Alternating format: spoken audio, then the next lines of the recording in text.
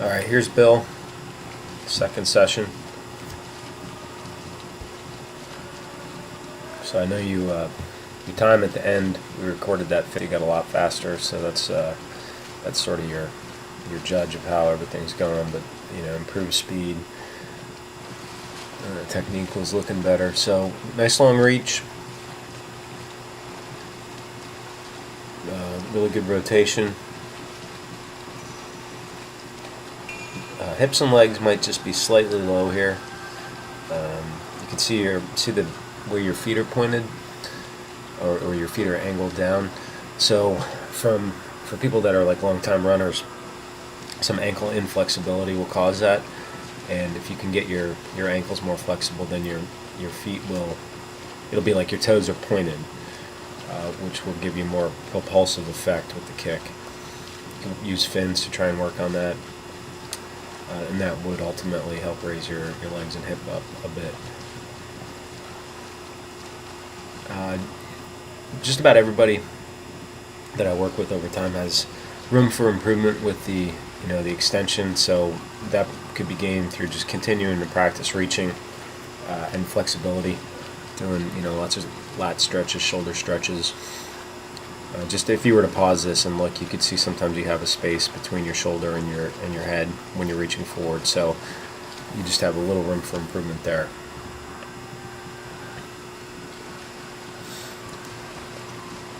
So on the strokes where you're not breathing, you can see that you don't get you get rotation, and you get pretty good rotation. You could get a little better rotation, and the rotation would be the result of closing that gap between your shoulder and your ear at the peak of your reach. The point you're reaching to is right on, and the stroke line you're taking back with your hands through the water is right on. So all that is good. Your head position is good. It's not going up and down, and also not weaving around through the water. So lots of good points there.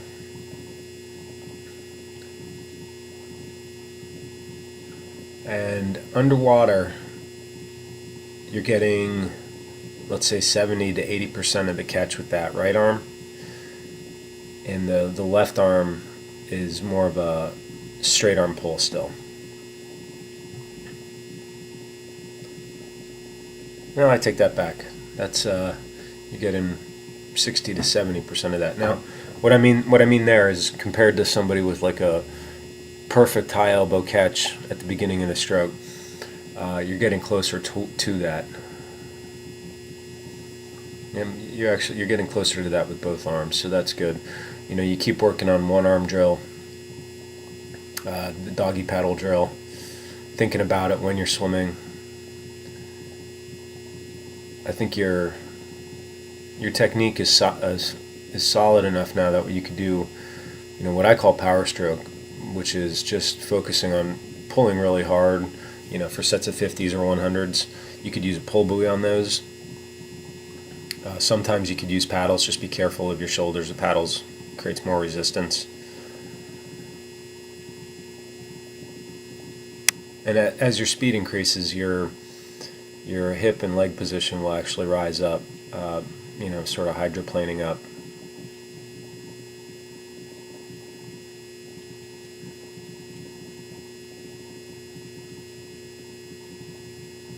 And so the freeze frames I have at the end of this video, hang on one second. So yeah, nice reach. You could just get a little more rotation, and I think you can do that by closing that gap again between your shoulder and your ear when you're reaching forward, and that's what we had you working on right here, actually. Just to get that motion. It's good. The screenshots or freeze frames at the end. Yeah, I mean, the section I captured on one of the arms doesn't show your best stroke on that, because you had some good catches with both arms there. So you get some streamline out of you just rewind that section and watch the good ones. That's the main reason to worry. And not even the most experienced swimmer will have strokes that are not perfect technique. So the goal is that most to all of your strokes are really good technique. That's ultimately what you're going for. Nice reach forward here. This looks really good. You can see you can see the difference. So when you're really thinking about it, you can do that. The reason, twofold, the reason for the reach feel like that. A, it is a more streamlined position, and you can see it's also improving your rotation as you do this. So you're getting more side-to-side rotation. The rotation is a result of the extension, not just for rotation itself. And that allows you to pull more water with each stroke. So you have a farther starting point in the water. You get more out of each stroke. So just working on high elbow here. So you can see nice catch angle doing the one arm drill here.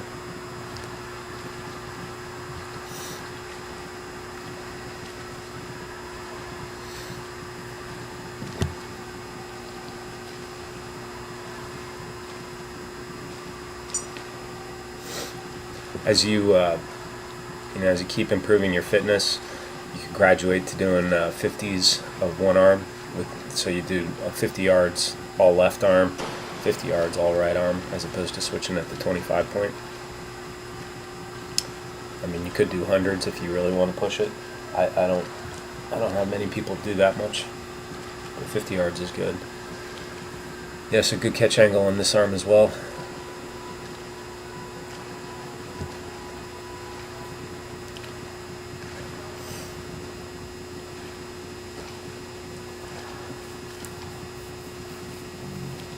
Ready, go. So just still doing a 50 per time here. See where he's at.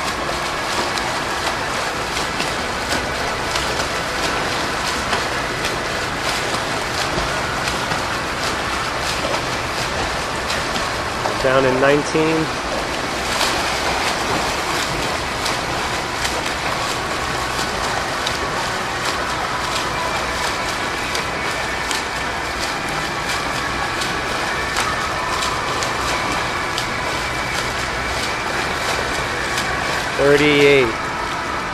$38. So looking at the left arm here, this was pre any feedback on this session, so starting to get a good reach. You can see a little more room for the rotation there, and that, I think just working on the reach will help that. That's not bad. It just could be a little better. And then you can see the beginning of the difference in the upper arm angle to forearm angle. So starting to get a catch angle, and then a little bit of an elbow drop there as you pull through the stroke. So you want to keep that elbow high. The reason for that is so that your hand and forearm stay vertical compared to the bottom of the pool, which is your best leverage. And then good extension on the other side. So looking at the right arm here,